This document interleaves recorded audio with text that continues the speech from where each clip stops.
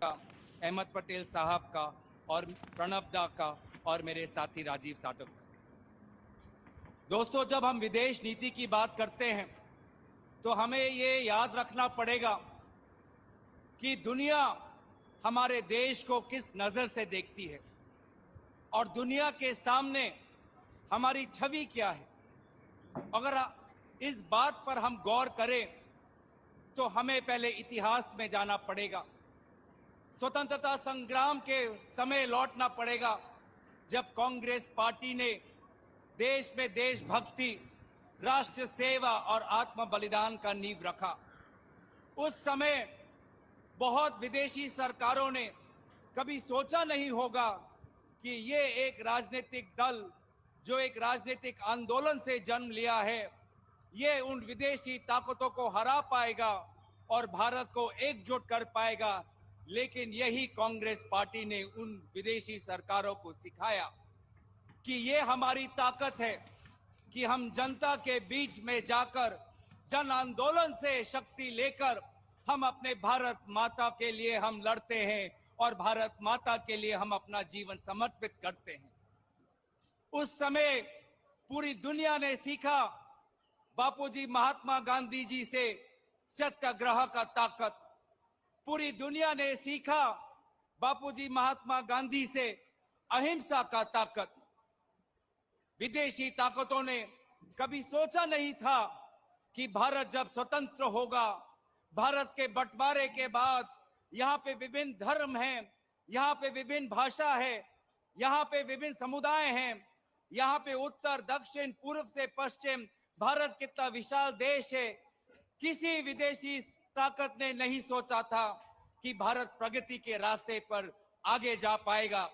लेकिन ये चुनौती अगर पार किसी ने की तो कांग्रेस पार्टी ने की और हमने पूरे दुनिया को देखा। हम अपने बीच में अपने विविधताओं को सम्मान करते हुए हम सभी के बीच में एकता, राष्ट्रभक्ति और देशभक्ति को भी हम जीवित रख सकते हैं। हमने एक ऐसे संविधान का हमने निर्माण किया डॉक्टर बाबा साहेब अंबेडकर के नेतृत्व में, जिसमें हमने दिखाया कि इतने विविधता होने के पश्चात भी हमारे बीच में संवैधानिक मूल्य रख सकते हैं, समानता रह सकती है, भाईचारा जीवित रह सकता है, न्याय के आधार पर एक ऐसा देश जहां पे सोच और विचार की अभिव्यक्ति हो, एक ऐसा देश जो पंडित नेहरू के जो परामर्श था साइंटिफिक टेम्पर का, एक वैज्ञानिक मानसिकता, मानव अधिकार और संघीय ढांचा को जीवित रखते हुए हमने एक ऐसा देश पूरी दुनिया को दिया। और यहाँ पे दुनिया ने दोबारा भारत को सहराया और दुनिया ने दोबारा भारत की ताकत दी। ये वो देश है जिसने दुनिया को बौद्ध धर्म दिया, जिसने दुनिया को हिंदू धर्म दिया, जैन धर्म दिया, सिख धर्म दिया। ये वो देश है जहां पे गंगा जमुना के किनारे इस्लाम के मूल्यों को प्रचार किया जाता है। ये वो देश है जहां पर हम विभिन्न भाषाओं में जाकर यीशु को हम नमन करते हैं। हमने बार बार हमने दिखाया है कि चुनौतियों को पार करना हमारे देश और हमारे दल के की नींव में बसा है। चाहे वो स्वतंत्रता संग्राम हो, गरीबी की समस्या हो, भूखमरी हो, उग्रपंथी अलगाववाद, पाकिस्तान के साथ युद्ध करना हो, हमने बार बार अपने सीमा को सुरक्षित रखा। गरीबी रेखाओं के नीचे 30 करोड़ लोगों को बाहर निकाला और महात्मा गांधी, पंडित नेहरू, इंदिरा गांधी, राजीव गांधी, लाल बहादुर शास्त्री, डॉक्टर मनमोहन सिंह जी जैसे भारत के ऐसे वरिष्ठ हमने प्रधानमंत्री दुनिया के सामने हमने प्रस्तुत किए, जिन्होंने भारत की जो हमारी जो विदेश नीति है मजबूती से उन्होंने रखा। लेकिन अफसोस की बात है, मैंने पिछले एक प्लेनरी में कहा था कि वर्तमान में भाजपा सरकार के समय में विदेश नीति एक व्यक्तिगत नीति बन गई है। विदेश नीति एक व्यक्ति की छवि को बढ़ाने की एक नीति बन गई है। लेकिन आज इस प्लेनरी में मैं अपने उस बातों को सुधारना चाहता हूं कि आज में भाजपा आने के बाद विदेश नीति एक व्यक्ति की छवि नहीं, विदेश नीति एक व्यक्ति का व्यक्तिगत व्यापार बढ़ाने का एक आधार बना गया है। अफसोस की बात है कि आज भारत की विदेश नीति एक व्यक्ति की व्यापार के मुनाफे के लिए काम करती है।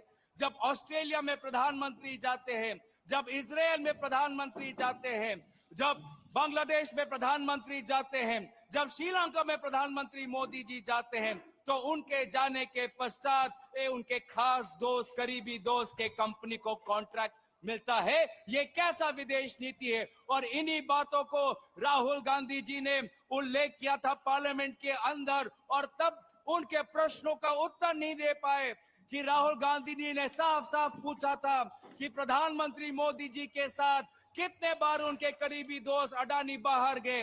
राहुल गांधी जी ने पूछा था कि प्रधानमंत्री जाने के बाद कितने बार अडानी जी पश्चात में गए उस देश में। राहुल गांधी जी ने पूछा था कि कितने बार प्रधानमंत्री मोदी जी के विदेश जाने के बाद अडानी जी को कंपनी का फायदा हुआ, लेकिन एक भी सवाल का उत्तर वहां से आ नहीं पाया, क्योंकि ये सरकार जानती है कि ये सरकार सूट बूट की सरकार है। और इन्हीं बातों को हमको गांव गांव में ले जाना है। आज G20 की बात करते हैं। आज G20 की अध्यक्षा की पद की वो गौरव लेना की कोशिश करते हैं, लेकिन G20 के प्रारंभ से हम वहां के सदस्य थे। 2000 में जब G20 का निर्माण था, उसी वक्त हम भारत उस G20 का सदस्य बन गए। आज रशिया यूक्रेन की बात करते हैं। प्रधानमंत्री मोदी जी श्रेय लेना चाहते हैं कि रशिया के साथ उनकी करीबी है, लेकिन मैं पूछना चाहता हूं कि रशिया के साथ अगर हमारा भारत का रिश्ता अच्छा हुआ तो पंडित नेहरू जी के टाइम में हुआ, जब क्रिश्चियव यहाँ पे आए थे, बुल्गानी यहाँ पे 1955 में आए थे। तब से प्रधानमंत्री नेहरू जी के नॉन अलाइनमेंट पॉलिसी के साथ, चाहे अमेरिका हो, चाहे रूसिया हो, चाहे यूरोप हो, चाहे मिडिल ईस्ट हो, चाहे अफ्रीका हो, तो आज उसी नॉन अलाइनमेंट की पॉलिसी आज यहाँ पे चल रही है। हम बार बार इस सरकार को पूछते हैं कि चीन को लेकर आप मजबूती से क्यों नहीं पेश आते, लेकिन अफसोस की बात है कि विदेश मंत्री आज एक ऐसे मंत्री है जो बातों में तो बार बार सोशल मीडिया में आते हैं, लेकिन जब प्रधानमंत्री मोदी जी स्वयं कबूल करते हैं कि कोई अंदर घुसा नहीं, तो उन्होंने चीन को उन्होंने सहायता की।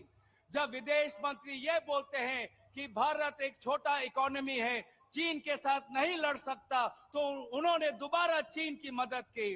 अफसोस की बात है कि चीन में हमारे गलवान में हमारे जवानों ने शहादत दी, उसके पश्चात भी चीन से आज निर्यात आयात बढ़ रहा है, चीन से इंपोर्ट बढ़ता जा रहा है। लगभग $100 बिलियन का इंपोर्ट आ रहा है। धिक्कार है ऐसे सरकार पर जिन्होंने हमारे जवानों के शहादत पर आज चीन से आज वो इंपोर्ट कर रहे हैं।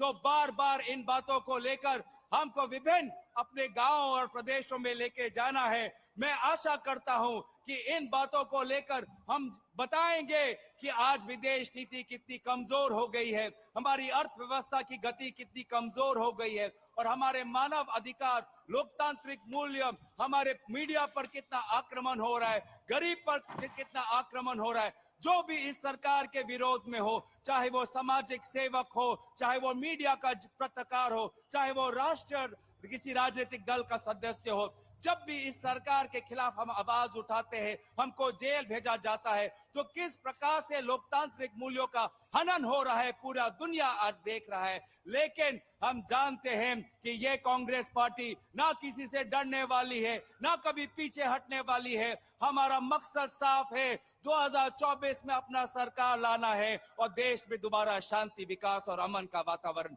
बनाना है। इन्हीं शब्दों के साथ मैं यहाँ पे अपना भाषण समाप्त करता हूँ और विदेश नीति पर जो अपना हमारा प्रस्ताव है उसको आप सभी के समक्ष प्रस्तुत करता हूँ। धन्यवाद।